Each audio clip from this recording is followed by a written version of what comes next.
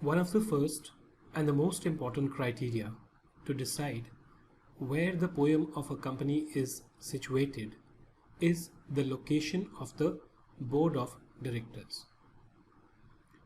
Generally, जहाँ पर भी बोर्ड ऑफ डायरेक्टर्स होंगे वहाँ पर हम अज्यूम करेंगे कि कंपनी का मैनेजमेंट हो रहा है और जहाँ मैनेजमेंट हो रहा है वहीं पर उनका पोएम होगा। देयर मे बी सिचुएशंस, ऐसा ज़रूर हो सकता है कि बोर्ड ऑफ डायरेक्टर्स सारा काम खुद नहीं कर रहे हो सकता है इन्होंने कुछ कमिटीज़ बनाई हुई हो या कुछ और लोग हो जो इनको सपोर्ट करते हैं। In those cases, we need to find out where those people are based.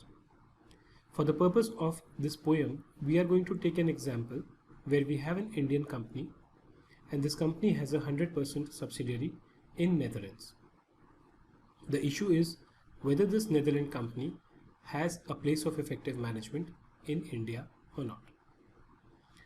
The location where a company's board regularly meets, वो जगह, लोकेशन या प्लेस, आप इसको कुछ भी कह सकते हैं, where the company's board regularly मतलब मोर देन वंस, लगातार, कंसेक्यूटिवली, एक के बाद एक, मीट्स एंड मेक्स डिसीजन। दोनों चीज़ें ज़रूरी हैं। ऐसा नहीं है कि सिर्फ अगर एक पर्टिकुलर प्लेस पे वो लोग मिल रहे हैं वो प्लेस पोएम हो जाएगी, नहीं, मिलना ज़रूरी है, लेकिन किस पर्पस के लिए? To make the decision. May be the company's POEM provided that the board, अगर इस नेदरलैंड कंपनी का बोर्ड रेगुलरली नेदरलैंड्स में मिलता है और मिलने के टाइम पे वो डिसीजंस लेते हैं, कौन से डिसीजंस? वो डिसीजंस जो बिजनेस के लिए रेलेवेंट है कंडक्ट करने के लिए, then the POEM may be situated in Netherlands, but there are some conditions which has to be observed, provided that the board retains and exercises its authority to govern the company. मतलब company को govern करने की जो power है या authority है वो board के पास होनी चाहिए। It has retained that authority. अगर ये अथॉरिटी आपने डेलीगेट कर दी, किसी और को दे दी और फिर आप मिल रहे हैं, ऐसे मिलने से पोएम पे कोई इम्पैक्ट नहीं पड़ेगा। एंड सेकेंड इज, एक तो आपके पास अथॉरिटी है, you have retained that authority. The second important thing is you should exercise that authority. सिर्फ पेपर पे लिख देने से कि जो नेदरलैंड कंपनी का बोर्ड है ये सारे मैनेजरियल डिसीजन लेगा, वो काफ़ी नहीं है। That means the board has the power, but did it exercise it or not is what is important. अगर बोर्ड के पास पावर है लेकिन वो एक्सरसाइज नहीं करता और वो पावर यहाँ इंडिया में बैठे हुए शेयर होल्डर्स करते हैं, then you can not say that the location of board is relevant to decide the place of effective management. And does in substance मतलब does what? Does takes the decision in substance. In substance मतलब वो decision इनके अपने होने चाहिए। Substance whenever it is use, what it implies is, one is what you do in substance मतलब actually में आप कर रहे हैं। सेकेंड क्या है कि यहाँ पर किसी ने डिसीजन लिया, आपको कम्युनिकेट कर दिया और आप उनके येस मैन थे, आपने बस जो यहाँ से बताया वो एक्सेप्ट कर लिया।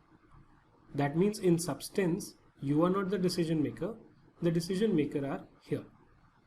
सो one, you have the authority, second, you exercise that authority, and while exercising that authority you are making the decision in substance.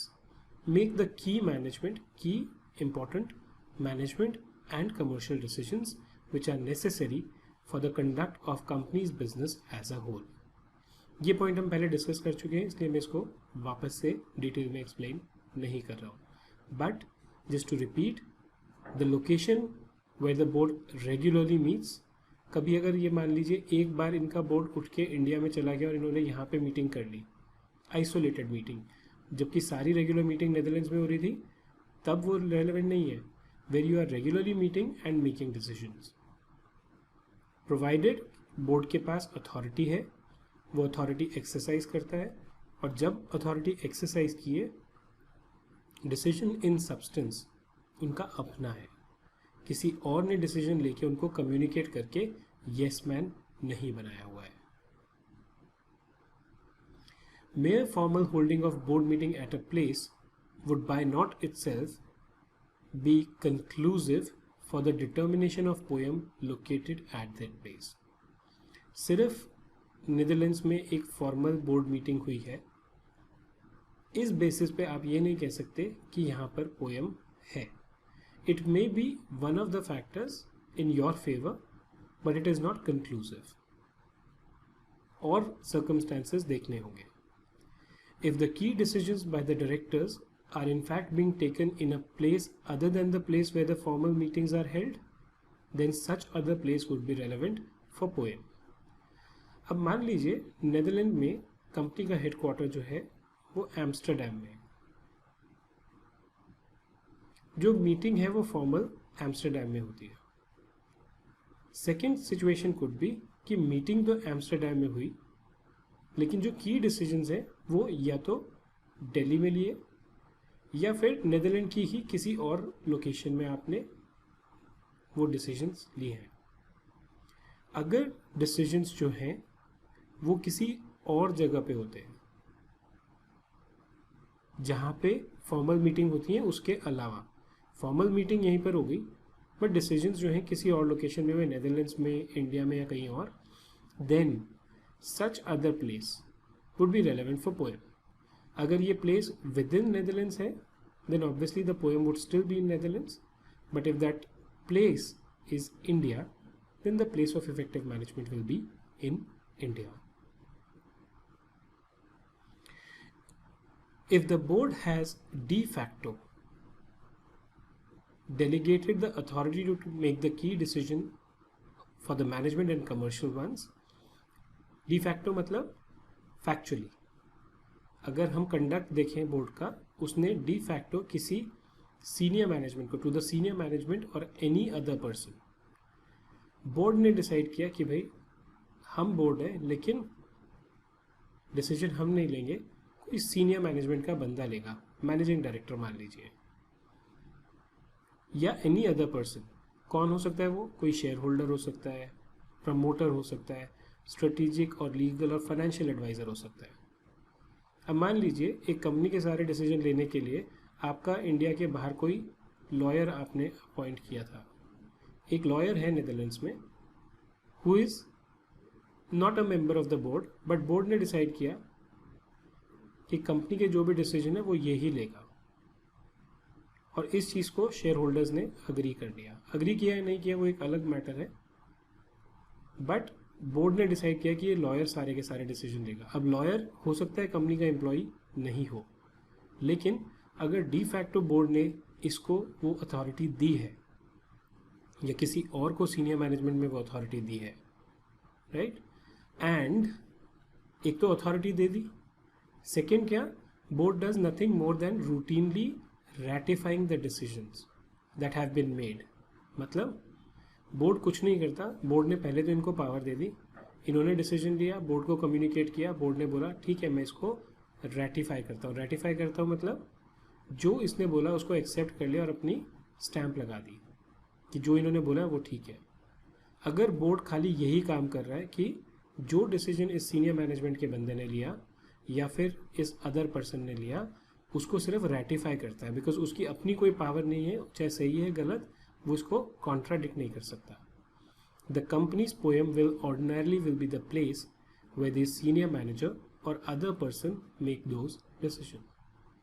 अगर ऐसी सिचुएशन है तो जहाँ पर ये एमडी या लॉयर वो डिसीजन लेगा, वो decision place of effective management के लिए कंसिडर की जाएगी, राइट. एग्जाम्पल देखते हैं किस चीज़ के ऊपर. रॉलमार्ट ink held board meetings at its office in India. Board of Directors of Walmart Inc. makes all the key management and commercial decisions at USA. Determine the poem of Walmart. एक company है US में, उसने अपने India के जो office थी वहाँ पर एक बोर्ड मीटिंग की, लेकिन उसके जो डिसीजंस हैं जितने भी मैनेजमेंट के, कमर्शियल के, वो सब यूएस में होते हैं.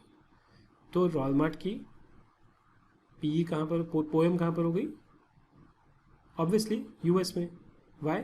Because the key management and commercial decisions are taken at USA and therefore its POEM will be outside India.